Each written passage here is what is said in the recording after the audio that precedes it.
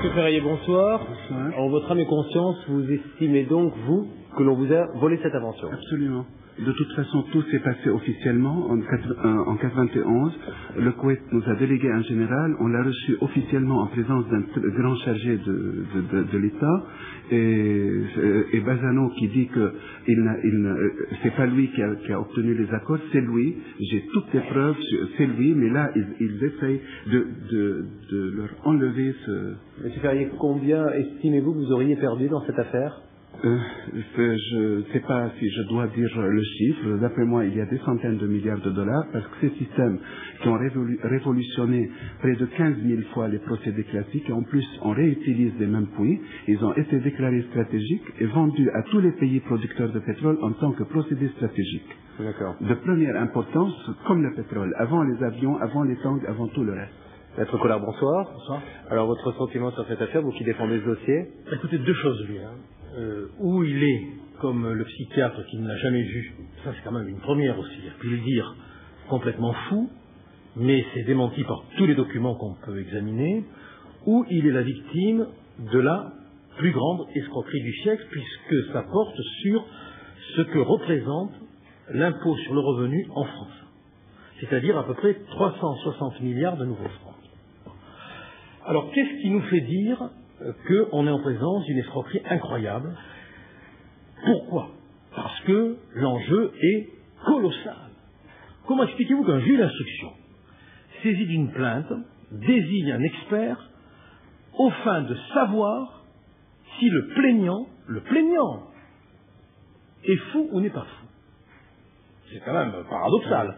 Mais quand dans un dossier de cette nature, vous avez un expert aussi douteux que celui-là, qui vient dire que le plaignant est un mythomane et un paranoïaque, le juge rend une ordonnance de non-lieu en toute tranquillité. Et la chambre d'accusation rend une ordonnance de non-lieu en toute tranquillité. Et l'inventeur, il est cocu, battu, fou, et croyez-moi, très mécontent. Seulement, il faut savoir qu'à partir d'un certain enjeu financier, la guerre qu'on mène est une guerre terrible. Parce que là, on ne joue plus avec des rigolos. On joue avec de vrais tueurs. Avec des hommes qui, pour garder l'affaire de leur côté, sont prêts à tout. Et je crois qu'on peut dire que depuis qu'on s'est intéressé à ce dossier, on sent une certaine présence. Alors qu'est-ce qu'on a fait pour déverrouiller le truc? On a assigné l'État en responsabilité pour dysfonctionnement de la justice. On a dit à l'État, dites donc, vous avez des experts extraordinaires, des juges fabuleux, des magistrats grandioses, ils prennent des décisions sur des expertises faites par des experts translucides, qui sans voir savent, sans toucher connaissent, et qui peuvent dire comme ça en respirant l'air du temps à des centaines de milliers de kilomètres de distance, ou à quelques kilomètres de distance, qu'un type est fou. C'est le monde judiciaire d'aujourd'hui. On a inventé l'expertise virtuelle. Oui, c'est le monde de la justice de Nice avant que M. de Montgolfier n'arrive. Maître Collard, ce que je voudrais demander à Bernard Nicolas, car ce soir nous ne pouvons rien affirmer, tout ceci ne sont que des suppositions, il y a faire des faits, mais encore une fois on ne peut rien affirmer, mais maintenant que l'enquête des journalistes de Sans aucun doute va vraiment commencer, vers quelle piste il va falloir se diriger? Bien, écoutez, Jacques Massard et Kader Benriba qui ont commencé à travailler sur ce dossier ont vu, au travers des documents qu'ils ont pu consulter, des gens qu'ils ont pu contacter par téléphone, qu'il y avait une foultitude de personnages. C'est-à-dire, vous avez d'anciens policiers de la DST, devenus détectives privés, des hommes d'affaires qui sortent d'on ne sait où, attirés par le gâteau financier, apparemment, et surtout des comptes ouverts dans plusieurs grandes banques dans le monde entier. L'argent s'est tout d'un coup évaporé, escamoté.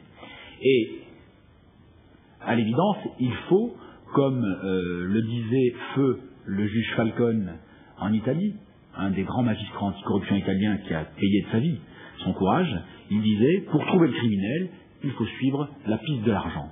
Donc, il va falloir que vos deux journalistes suivent la piste de l'argent pour essayer de trouver qui s'y intéresse aujourd'hui et qui va tenter de retirer le maximum du magot. Je voudrais que Maître Bergès donne son avis sur cette affaire, au vu de ce qu'il a entendu. Tout le problème, je crois qu'il faut réfléchir quand on est inventeur, un procédé, non pas d'une méthode, c'est un procédé industriel, donc qui est protégeable, C'est vrai qu'il y a un certain nombre de gens qui hésitent à la limite de déposer des brevets, parce que quand vous déposez un brevet, vous révélez votre méthode et plutôt votre procédé industriel.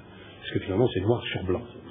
Ce qui fait qu'il est extrêmement simple. Il y a des gens qui font ça, qui passent leur temps à les voir, les brevets, les examiner, les étudier, les copier, on peut donner des copies, et puis ensuite aller les exploiter impunément dans des pays qui ne connaissent pas la propriété industrielle. Et donc, de plus en plus souvent, les vrais inventeurs, prudents et paranoïaques, finalement, déposent le minimum de revendications, donnent très peu de pistes, et en réalité, le vrai procédé, il demeure complètement caché. C'est un petit peu dommage, le système est finalement très, très défaillant en raison du caractère international des inventions aujourd'hui dans l'exploitation. Il faut dire que pour trouver des incendies de puits de pétrole, C'est pas causés par une guerre ailleurs qu'au Koweït. Voilà. Dernière question à tous les deux, avec l'envie que vous avez de vous battre, même si nous ce soir nous ne pouvons absolument rien affirmer, est-ce que vous n'avez pas l'impression, la maître Collard, que vous vous attaquez à vraiment très gros, et qu'il va peut-être très difficile un jour d'obtenir ce que vous souhaitez? Oui, j'aime. C'est clair que le combat va être très difficile. Il est déjà difficile. Il y a une instruction qui a été ouverte en Suisse, qui est conduite par Maître Barillon, et qui se heurte à plein de difficultés. En France, on sent partout des embûches, mais il faut bien qu'on avance quand même. On ne va pas sous prétexte qu'un État a des intérêts qui sont reliés par d'autres États, considérer que le psychiatre qui n'a rien vu et qui n'a rien su avait raison. Je crois qu'on a le devoir d'aller plus loin, par curiosité, par esprit de justice, et puis parce que finalement, il n'y a pas de raison que cet homme-là soit volé. C'est-à-dire, si c'est vrai qu'il peut faire des expertises à distance, ce serait un fantastique progrès pour la médecine. On peut intervenir du reste. Oui, ça avec plaisir. Comme consultant. Bien, je vous remercie à tous les deux et on donnera des nouvelles à notre Collard très prochainement de cette affaire.